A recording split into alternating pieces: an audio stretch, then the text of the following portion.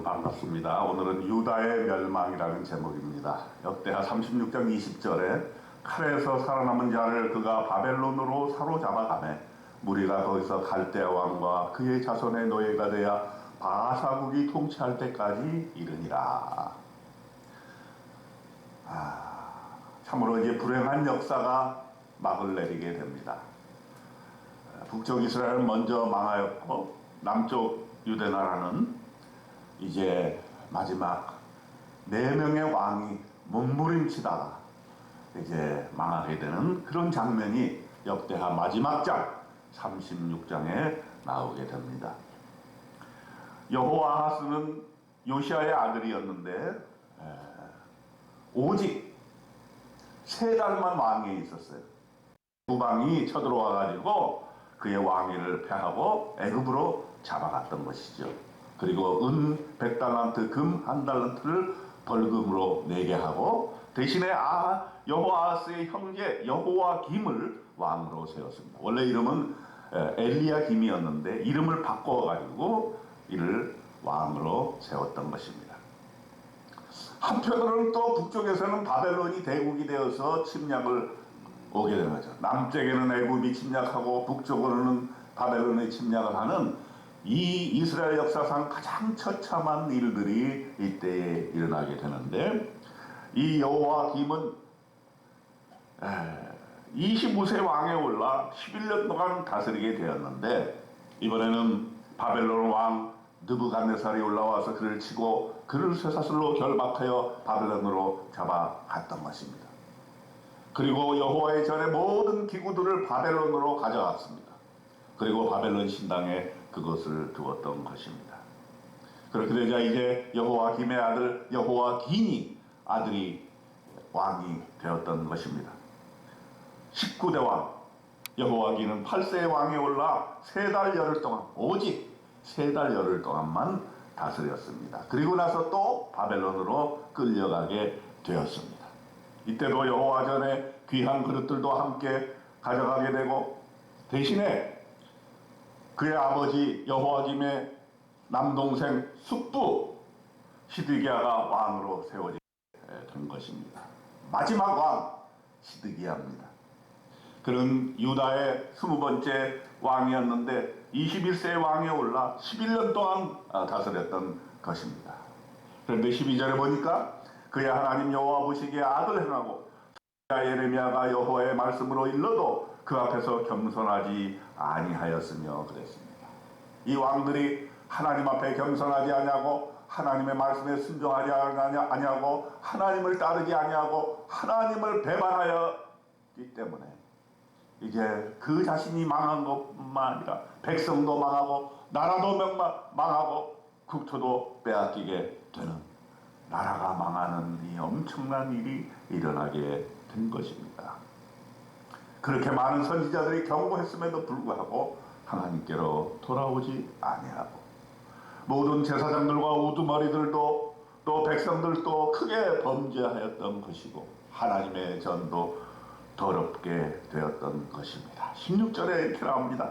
그의 백성이 하나님의 사신들을 비웃고 그의 말씀을 멸시하며 그의 선지자들을 욕하며 여호와의 진노를 그의 백성에게 미치게 하여 회복할 수 없게 하였다 그랬습니다. 하나님의 사신, 즉 하나님의 말씀을 전하는 자들을 비웃고 하나님의 말씀을 멸시하고 또 하나님의 사람들을 욕하는 그러한 잘못들을 범하게 되었을 때 하나님께서 진노를 내리실 수밖에 없지 않습니까? 하나님께서 어떻게 벌을 내리셨습니까? 갈대아 왕 그의 손에 넘기셨던 것입니다. 성전에서 청년 남녀들, 노인들, 병약한 사람들 가누지 아니하고 다 바벨론의 손에 넘어갔던 것입니다. 하나님의 전의 모든 그릇들, 대소 그릇들, 보물들, 왕과 방백들의 보물들이 다 바벨론으로 빼앗기게 되었던 것입니다. 그리고 철저하게 멸망을 시킵니다. 19절에 보니까 또 하나님의 전을 불사르며 예루살렘 성벽을 헐며 그들의 모든 궁실을 불사르며 그들의 모든 귀한 그릇들을 부쉈다. 아주 철저하게 파괴를 했다는 것입니다. 그리고 남은 사람들은 바벨론으로 포로를 끌고 갔던 것입니다.